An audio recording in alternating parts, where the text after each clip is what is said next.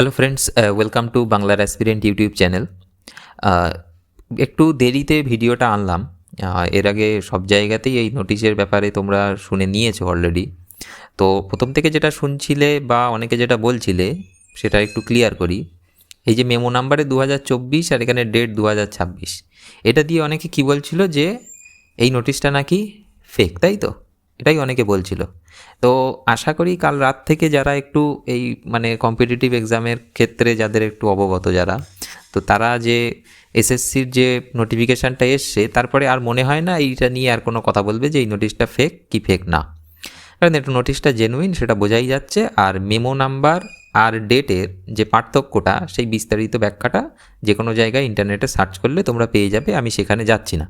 আমার আজকের ভিডিওর মূল উদ্দেশ্যটা হচ্ছে যে কোন রিক্রুটমেন্টের ক্ষেত্রে কি রিজার্ভেশনটা হবে, এখানে অ্যাকচুয়ালি কি বলা আছে, আর আমার এই ছোটো মাথায় আমি কি বুঝতে পেরেছি সেটুকুই আমি বলছি।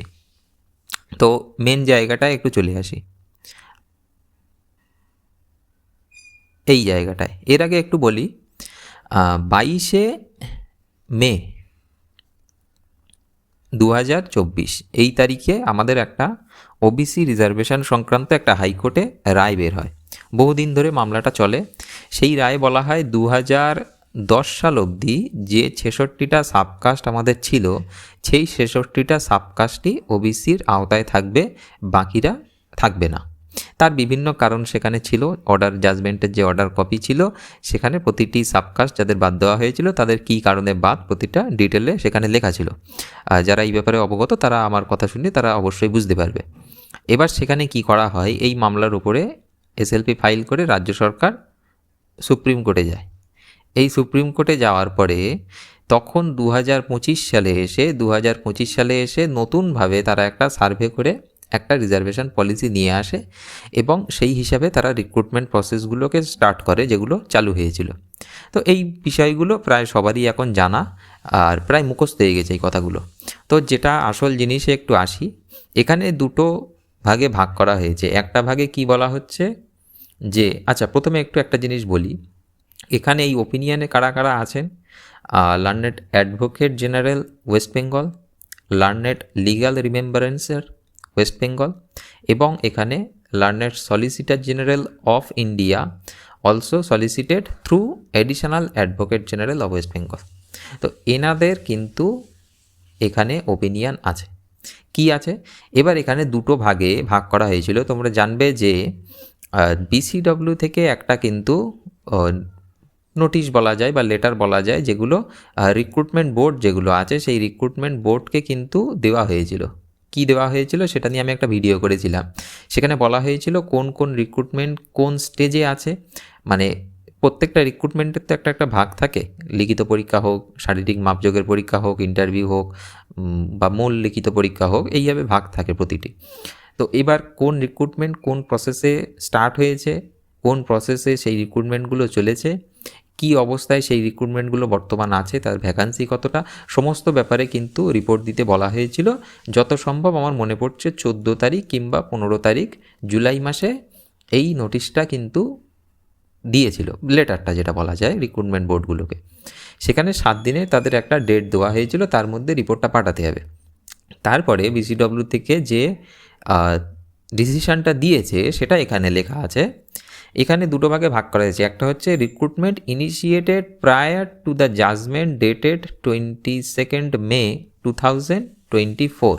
আমি যে ডেটটার কথা এখানে উল্লেখ করলাম, মানে জাজমেন্ট যেদিন দিয়েছিল তার আগে যে রিক্রুটমেন্টগুলো ইনিশিয়েটেড হয়েছে, এই এক ধরনের। সেগুলো কিভাবে হয়েছে, কোন মূল পদ্ধতির আন্ডারে হয়েছে সেটা এখানে লেখা আছে, সেটা যাচ্ছি না, আমি ভাগগুলো দেখাচ্ছি। আরেকটা বলছে initiated on or after 10th June 2025 and up to 18th May 2026।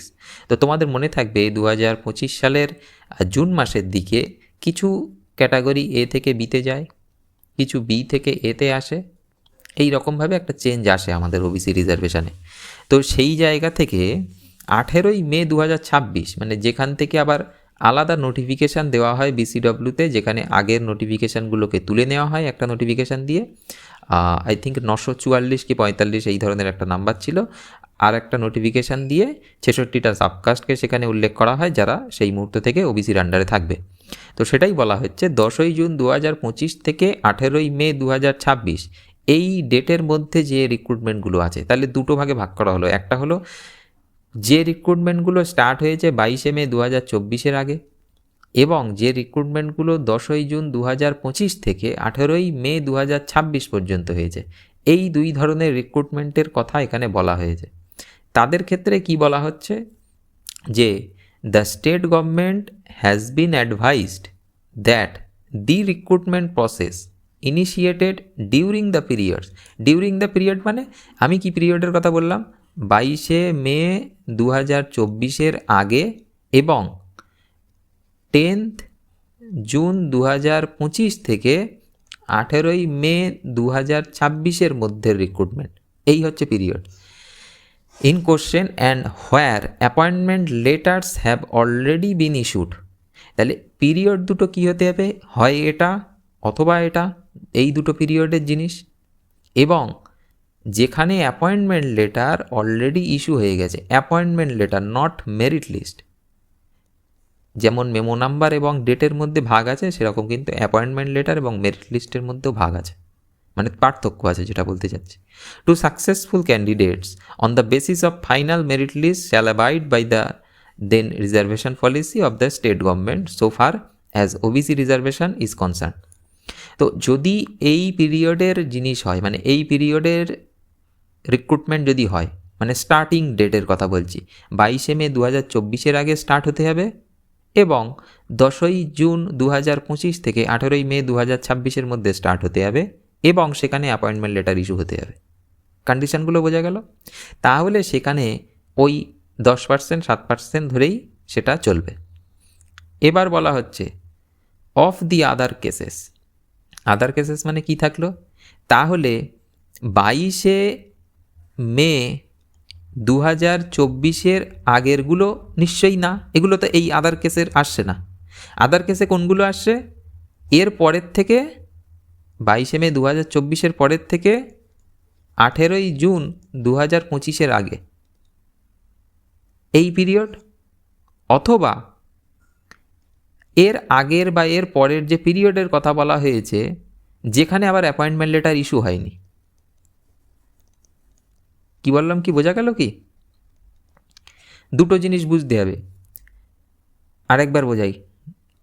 এই পিরিয়ডের আগে মানে 22শে মে 2024 আগে কোনো রিক্রুটমেন্ট স্টার্ট হয়েছে, অথবা 18ই জুন 2025 থেকে 10ই জুন 2025 থেকে 18ই মে 2026 মধ্যে স্টার্ট হয়েছে, এবং যেখানে অ্যাপয়েন্টমেন্ট লেটার ইস্যু হয়েছে, এই কন্ডিশানগুলো ফলো করলেই 10% এবং 7% 17% পাওয়া যাবে।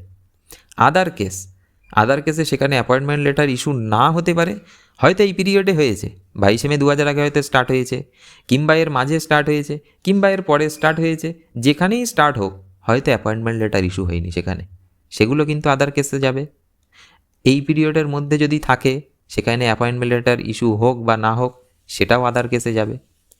তাহলে আদার কেসের ব্যাপারে জানতে গেলে প্রথমে জানতে হবে যে এক্স্যাক্ট কেস কী। এক্স্যাক্ট কেস এইটাই, আমি থার্ড টাইম বলছি, এর আগে অথবা এর মধ্যে, এবং যেখানে অ্যাপয়েন্টমেন্ট লেটার ইস্যু হয়েছে, ব্যাস। এইবার বাদ বাকি আদার কেসে কী হবে, 944 নম্বর বিসিডব্লিউ নোটিফিকেশান ডেটেড 18ই মে 2026, 945 নম্বর বিসিডব্লিউ নোটিফিকেশান অর্ডার ডেটেড 18ই মে 2026, এই অনুযায়ী চলবে। তো এতে কি বলা ছিল, এতে বলা ছিল 7% রিজার্ভেশন ফর 66 সাবকাস্ট। তো এই হচ্ছে মেন বিষয়। এবার প্রথমে ছিল এই নোটিশটা ছিল ফেক বলা হচ্ছিল, পরে কি হলো, এই নোটিশটা ফেক থেকে এই নোটিশটা হয়ে গেল অরিজিনাল সবার কাছে। কখন হলো, যখন এসএসসির একটা নোটিশ প্রকাশ পেল যেখানে এই নোটিশের মেমো নাম্বার দেওয়া হলো, তখন আর কেউ এই নিয়ে ফেক কথা বলছে না। এবার আবার নতুন জিনিস কি আসলো, কালকে আবার বিভিন্ন গ্রুপে শুনলাম এসএসসির নাকি ওয়েবসাইট, এটা আমি শুনতে পেলাম। তো এটাও ফলস প্রমাণিত হলো, কারণ বিভিন্ন সংবাদ মাধ্যমে বিভিন্ন খবরের চ্যানেলে সেই জিনিসগুলো দেখানো হলো, এই খবরগুলো। তো এইগুলোই আমার একটু বলার ছিল এই ভিডিওর মাধ্যমে। এইবার অনেকেই জিজ্ঞেস করবে যে এই রিক্রুটমেন্টে কি হবে, অমুক রিক্রুটমেন্টে কী হবে। তো সেই নিয়ে আমি কোনো ডিসিশান এখানে দেব না, এখানে যেটা লেখা আছে সেটাই আমি ব্যাখ্যা করলাম। এইবার যার যা মত আছে তোমরা কমেন্টে জানাতে পারো। আর আমি আশা করি যা বলেছি এখান থেকে সবারই একটা পরিষ্কার হয়ে গিয়েছে ধারণা যে কি হবে, কি হতে চলেছে। আর বেশি কিছু বলার নেই, এইটাই বলার ছিল। আমি একটু দেরিতে ভিডিওটা আনলাম, আশা করি সবাই এর আগে দেখে ফেলেছো বিভিন্ন জায়গায়, বিভিন্ন মতামত, বিভিন্ন ইউটিউব চ্যানেলে, ফেসবুক পোস্টে। তো এরপরে যা আপডেট আসবে ডব্লিউবিপি রিক্রুটমেন্ট সংক্রান্ত হোক কিংবা ওবিসি রিজার্ভেশন সংক্রান্ত হোক, আমি এই চ্যানেলে অবশ্যই দেবো। ভিডিওটা যদি ভালো লাগে লাইক করে দিও, আর চ্যানেলটা সাবস্ক্রাইব করে রেখো। পরবর্তী ভিডিও দিলে তোমাদের কাছে সেটার নোটিফিকেশান চলে যাবে।